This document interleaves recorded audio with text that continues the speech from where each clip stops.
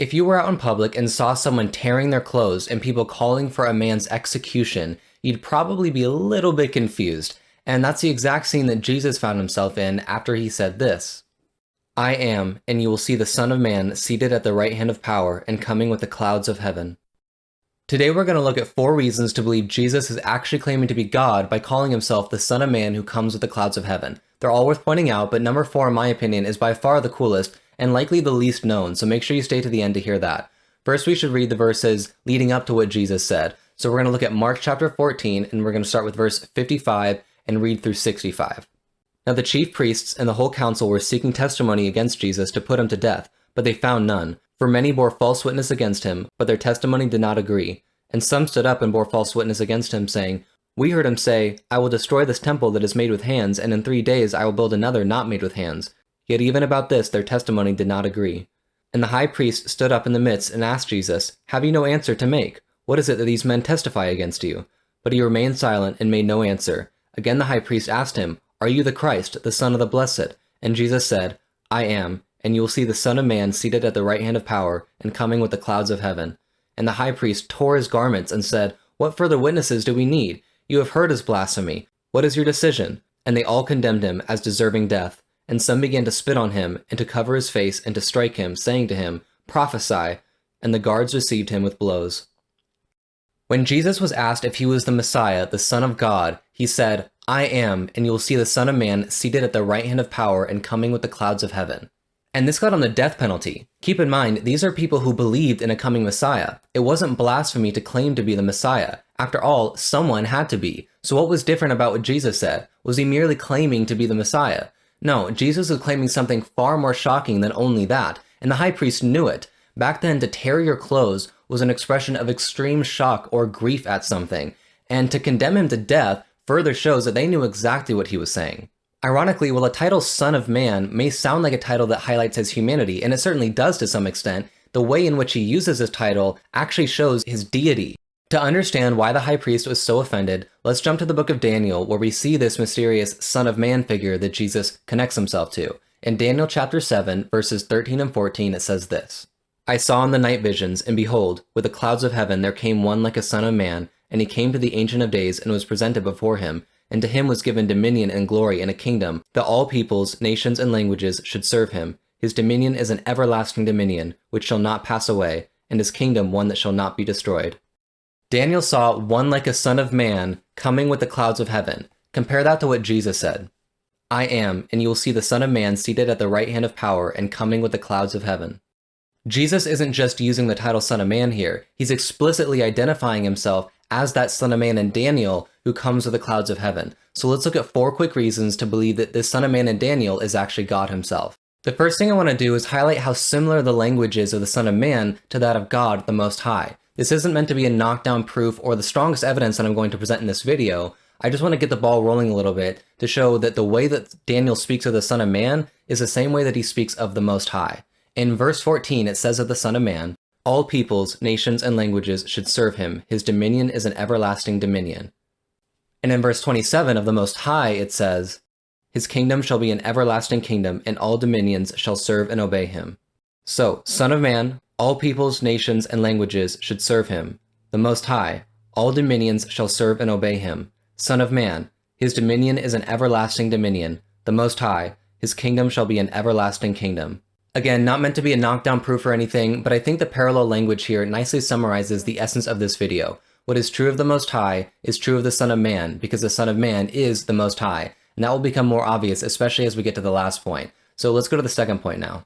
One thing that would have likely been shocking to the Hebrew readers of Daniel is that up to that point, Yahweh was the only one ever described as riding on the clouds, and this was kind of a big deal. Other false gods like Baal were described as riding on the clouds. So when the Hebrew authors described Yahweh this way, they weren't just saying something nice and poetic, they were intentionally making the point that it is Yahweh and Yahweh alone who rides the clouds, not any of your false idols. So when the Son of Man is described as coming with the clouds of heaven, this would have been kind of a shocking claim. So let's look at 5 passages in the Old Testament that describe Yahweh as either riding on the clouds or riding in the heavens. Nahum 1:3. Yahweh is slow to anger and great in power, and Yahweh will by no means clear the guilty. His way is in whirlwind and storm, and the clouds are the dust of his feet. Deuteronomy 33:26. There is none like God, O Jeshurun, who rides through the heavens to your help, through the skies in his majesty. Psalm 68:32-33. O kingdoms of the earth, sing to God, sing praises to the Lord, Selah. To him who rides the heavens, the ancient heavens, behold, he sends out his voice, his mighty voice. Psalm 104:1-3. Bless Yahweh, O my soul. O Yahweh, my God, you are very great. You are clothed with splendor and majesty, covering yourself with light as with a garment, stretching out the heavens like a tent. He lays the beams of his chambers on the waters. He makes the clouds his chariot. He rides on the wings of the wind. And finally, Isaiah 19:1.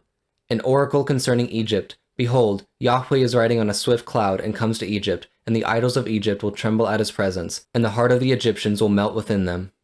No one else in the scriptures was ever described this way. This was something that Yahweh alone did. So when Daniel describes one like a son of man who came with the clouds of heaven, you can imagine how people would have wrestled with this person's identity. But let's move on to the third point. The third thing I want to bring attention to is Daniel's use of the Aramaic word translated as serve. Daniel is written partly in Hebrew and partly in Aramaic. Chapters 2-7 are written entirely in Aramaic, including the Son of Man passage. And this word for serve is used 9 different times in this portion.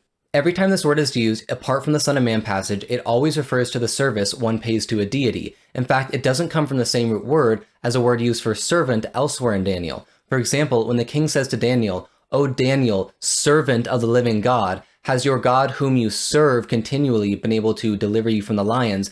That word serve there is not just like the verb form of the word servant. It's actually a different word altogether. This word, unlike that word for servant, has a much stronger connotation to it, with its use in Daniel always referring to the service that one pays to the deity that they worship. Just to make the point, let's really quickly look at all 9 times that Daniel uses this word, looking at the Son of Man passage last. Chapter 3, verse 12. There are certain Jews whom you have appointed over the affairs of the province of Babylon, Shadrach, Meshach, and Abednego. These men, O king, pay no attention to you. They do not serve your gods or worship the golden image that you have set up. 3:14. Nebuchadnezzar answered and said to them, Is it true, O Shadrach, Meshach, and Abednego, that you do not serve my gods or worship the golden image that I have set up? 3:17. If this be so, our God whom we serve is able to deliver us from the burning fiery furnace, and he will deliver us out of your hand, O king. 3:18. But if not, be it known to you, O king, that we will not serve your gods or worship the golden image that you have set up. 3:28.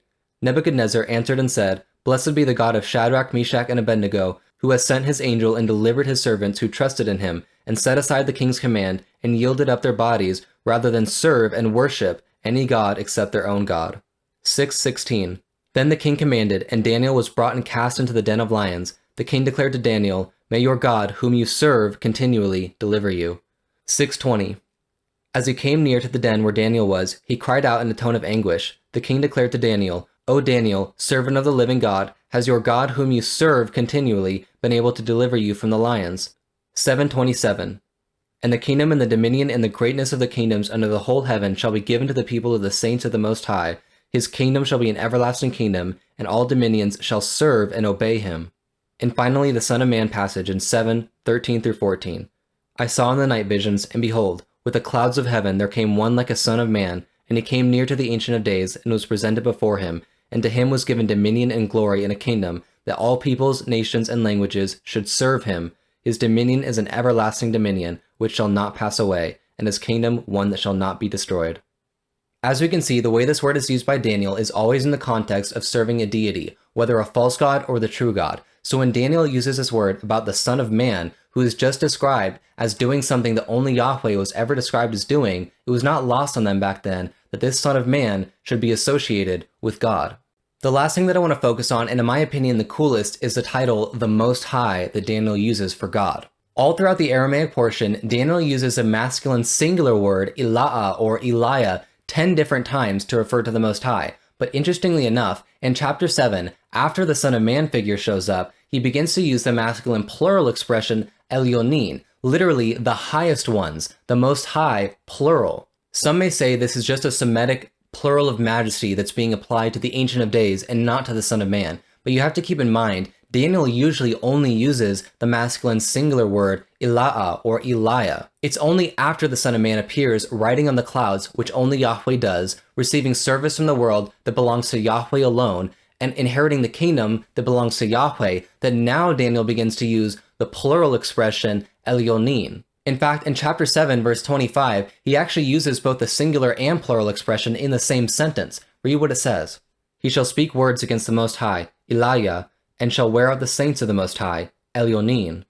Daniel uses both a singular and plural expression for the Most High side by side in the same sentence, because for Daniel, these words are being used differently. When he only intends to refer to the Ancient of Days as the Most High, he uses the singular word Ilaah or Eliah, but when he also intends to call the Son of Man the Most High, he uses the plural expression Elyonin. 7 chapters in, and Daniel consistently uses the singular expression Eliah to refer to God, but after he sees the Son of Man, he begins to use the plural expression Elyonin. If you're being honest to the context both of the book of Daniel as a whole, as well as the immediate chapter, it should be clear what's going on. Before Daniel saw the Son of Man, there was only one person he wished to call the Most High, so he uses the singular expression Eliah. But after he sees the Son of Man riding on the clouds of heaven, being served by the whole world, there's now a second person that Daniel wishes to call the Most High, so he begins to use the plural expression Elyonin. Now, I want to encourage you guys to not just analyze each point individually, but to also consider the cumulative case as well. When you put every piece together, the evidence clearly weighs in favor of understanding the Son of Man in Daniel 7 to be a second divine figure, the Most High himself.